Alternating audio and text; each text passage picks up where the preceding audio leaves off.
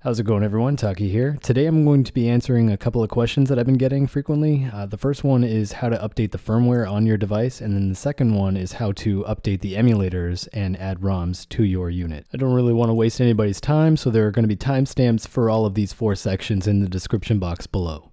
Before we get started, I want to do a quick plug to the Retro Game Handheld Discord. If you're really interested in these devices and you want to be able to get updates as soon as they're available, this is honestly the best source. You can find all of the people that are working on updating these units on the Discord linked on screen and in the description box below. The first way of updating your firmware is honestly the easiest, and it's not really worth considering doing the second option unless you know that you want to update the internal SD card, but that's not necessary on this system. You can find the link to the updated firmware OPK file in the description box below and on the Discord, and you're also going to need an external SD card. Once you've downloaded that OPK file, you're going to want to navigate to the apps directory inside your SD card, and you're going to want to paste that file in there, and then you're going to be ready for the next step. Back over to our unit, you're going to want to pop that SD card into your device, and then you are going to navigate over to the apps directory, and in there you should be able to find the updated OPK file. Make sure you read through this screen, although it doesn't really matter. If you do end up messing up something, you can just easily do a re-image of this firmware with no loss, as long as you keep your files for your ROMs on your external SD card. After you press start, you're going to go through a little mini install script, and then when you're done, you're going to get back to this screen. This screen you actually do want to pay attention to, as it gives you some key combinations to press if you ever run into any issues when you're booting up your system, but after you're done with that, you can just press start, and then your system should reboot, and you're all set with an updated firmware.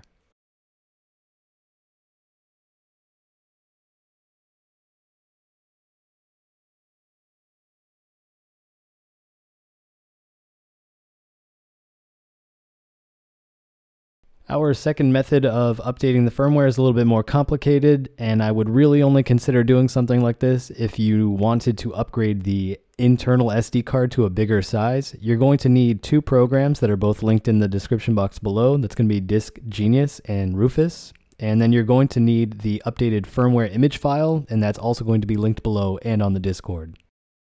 Disassembling the unit is pretty easy. You have 4 screws on the back, and you're going to need to break the sticker steel on the bottom left-hand corner. Once you have all 4 screws out, you're going to just need to get a little bit of a pry on one of the corners, and you should be able to pop the unit up, but you need to be careful. There's a power ribbon cable next to the corner, and you can just grab a little piece of that and pull it straight up, so that way you don't have any issues with the power. You can go ahead and set that back plate off to the side. Now we're going to try to pry free this internal SD card. It's got a sticker on it, and the easiest way to get that out is to just use your screwdriver and run it along the metal edge of the SD card, and then you should just be able to pull that free pretty easily, and then you can load this into your computer in a memory card slot.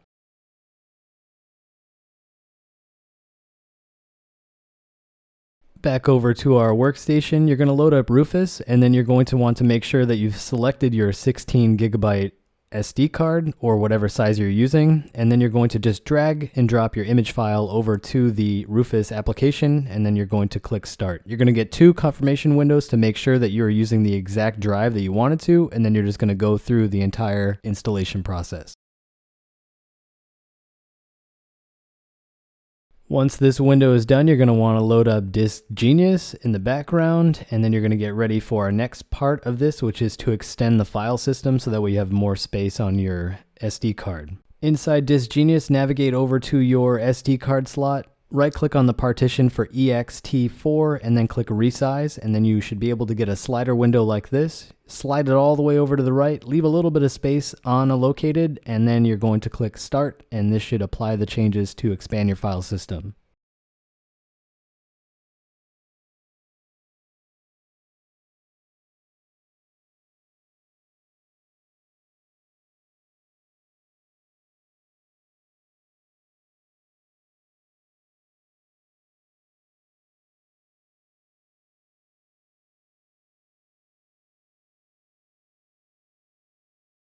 Once that's done, your DjEmergency window should look like this, and then if it does, you're ready to slide that SD card back into your unit.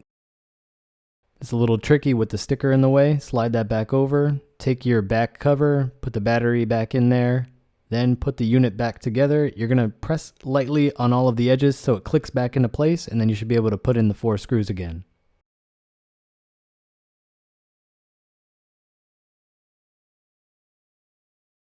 If everything went smoothly, you should be able to go to the About window and it should show you an updated build date.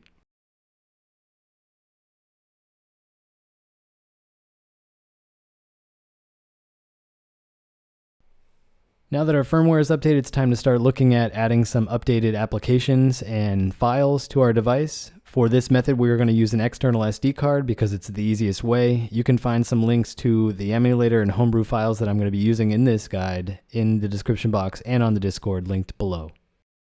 For the purposes of this video, I'm going to find one emulator and one application for this update that I'm going to do with my SD card. So I'm just going to navigate over the directories for some ports and I'm going to pick one of them. You're going to right click on one of these files and then click Save As, and you should get a .opk file that you can use to install on your device.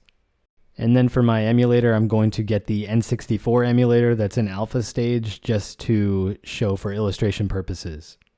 Right click on the file and then click Save As, and you should have 2 OPK files. With these files in hand, you can place these inside the apps folder on your root directory inside your SD card, and you should be good to go for the next step.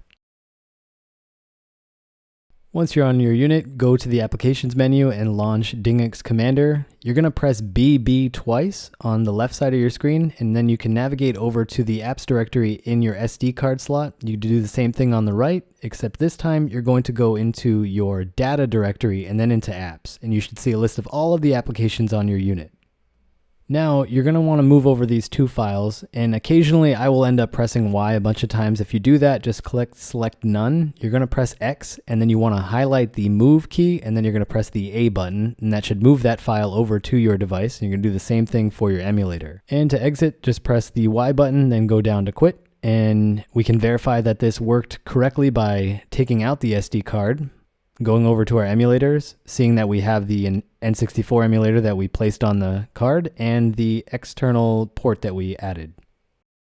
Adding ROMs is also pretty straightforward. If you bought this as a bundle, you're going to have these 4 folders which take up about 26 gigabytes. I'm going to go ahead and just wipe the contents of most of this except for my updater. I'm going to go into the MP3 player and delete these Lady Gaga files completely. I'm not going to use this as an MP3 player, and the MP4 files just to get more space.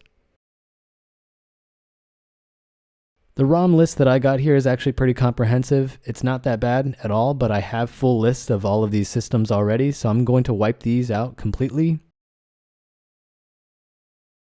Then I'm going to navigate over to my hard drive that holds my full collections of most of these systems. The file size of all of this minus PS1 fits perfectly on an SD card of this size that the unit came with. And then I have a little bit more room to add some select PS1 games, so I'm going to select all of these really quick just to show you.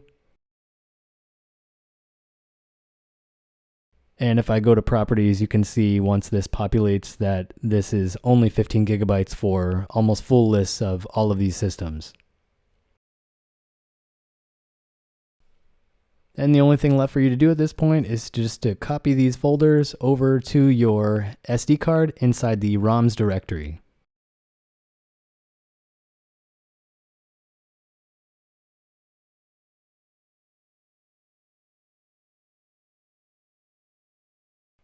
This next method is transferring files over to the device using FTP. This is really useful if you don't have an external SD card because it lets you add files directly onto the Linux file system. For this, all you're going to need is the USB-C cord that came with your unit. Now that we're back over to our device, we're going to go into the settings menu and then we're going to open up the network application. And our whole goal when we're in here is just to disable the password login so that way we can FTP into the device without any issues. It should say current setting login disabled. You're going to need to connect your USB-C cable to the right USB-C port. Once you're back on your Windows PC, you can go into your Explorer, ftp://10.1.1.2, and then you should have full access to your internal storage. You can go into Media, then you can go into SD card. This is the mounted SD card, and you can do the same thing that you did when the SD card was mounted externally. I'm just going to clean up this whole setup exactly like I did before, except this is a little bit slower than doing it the way that I was doing it before this.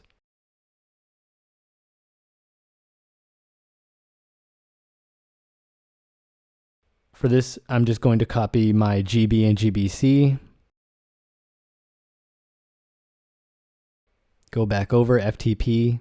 It should populate right there. You can just click on it, go back over into media, then into SD card, then into ROMs, and paste your ROMs.